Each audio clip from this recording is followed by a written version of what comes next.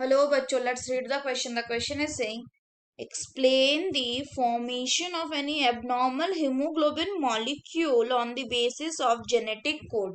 तो आइए देखते हैं हम इसका की कंसेप्ट। तो अगर हम बात करें इसके की कंसेप्ट की, तो इसका की कंसेप्ट हो जाएगा sickle cell anaemia. Sickle cell, तो अगर हम सिकल सेल एनीमिया की बात करें तो ये क्या है? It is a disorder of the RBC यानी रेड ब्लड सेल।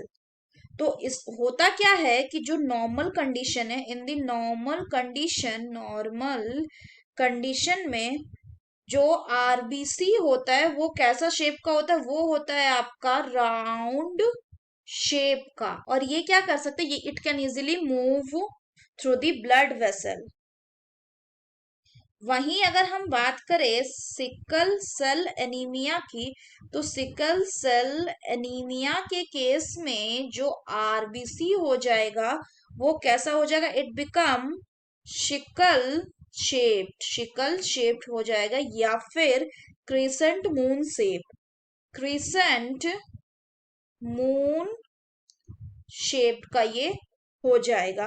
तो इससे क्या होता है कि जो सिकल सेल है वो क्या होगा? वो स्टक हो जाता है in the small blood vessel, और जिस कारण से फ्लो या फिर ब्लॉक हो जाता है क्या? Blood flow and oxygen. तो होता क्या है कि जनरली दिस ऑकर, और ये होता है due to the gene mutation. ये जीन में म्यूटेशन के कारण होता है। तो होता क्या है कि जो कोडॉन्स है, तो होता क्या है कि जो सिक्स्थ कोडॉन है, किसका? Sixth codon of the gene that is coding, जो किसको कोड कर रहा था? जो कोड कर रहा था बीटा ग्लोबिन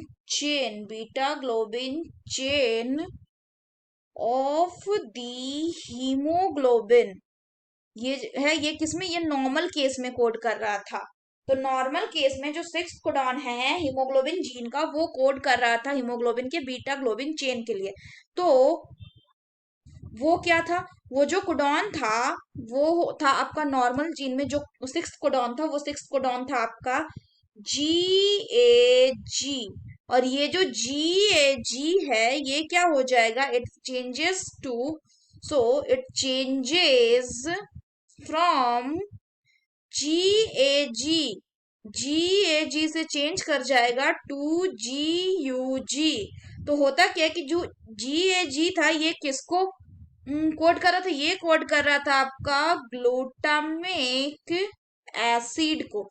लेकिन जब GAG चेंज हो जाएगा और सब्स्टिट्यूट हो जाएगा किससे? GUG से, तो ये किसको कोड करने लगा? ये कोड करने लगेगा वैलिन को।